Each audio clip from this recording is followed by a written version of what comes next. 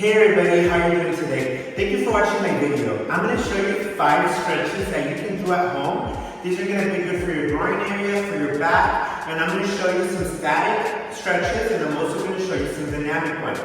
Let's go. The stretch that I'm going to show you right now is called the standing hip circles.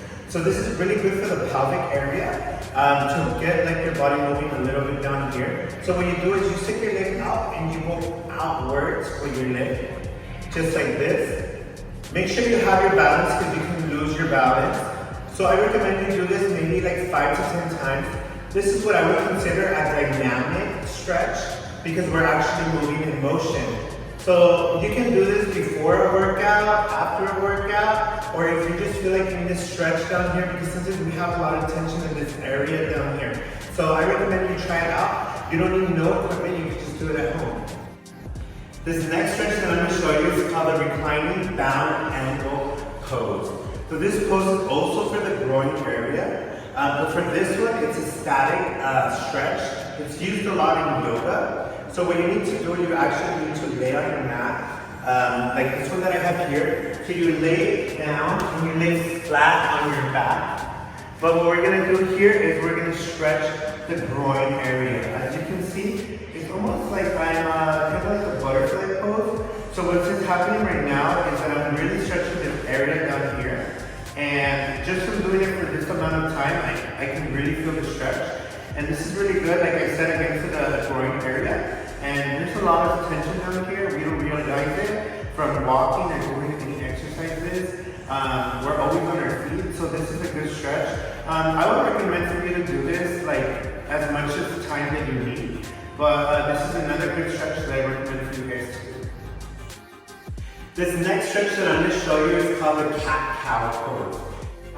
So what you need to do is lay on your mat like this. Then you're going to pose kind of like, this is what I guess they would call like the cow pose.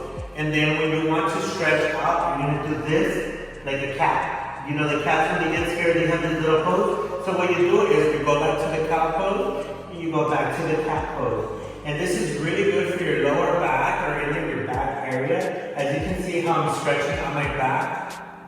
And it feels really good to do that. Because again, we have a lot of tension in our back area. Like we do a lot of walking, so sometimes we don't know how much tension we have in our back. So I recommend this stretch. This is what I would consider a dynamic stretch because we're actually in motion.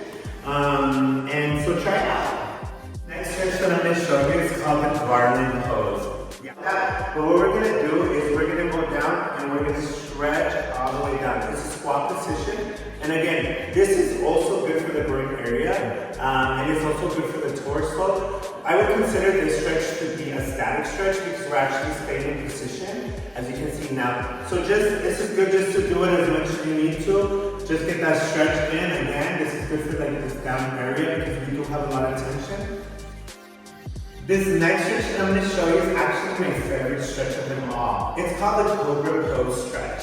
And I'm going to show you why we call it the Cobra Pose stretch. So what you need to do is you go on your mat and you're actually going to lay down belly to the ground or the floor. So you're posing like this, and then we're going to do what we're calling the Cobra stretch, which is like this. So we're kind of posing like a cobra when they're about to split their venom. But this is really good for your back. I'm really stretching my back right now. This is actually my favorite stretch to do in my free time because I do a lot of cardio and I'm always on my feet doing a lot of workouts. So this is really good for the back to release that tension.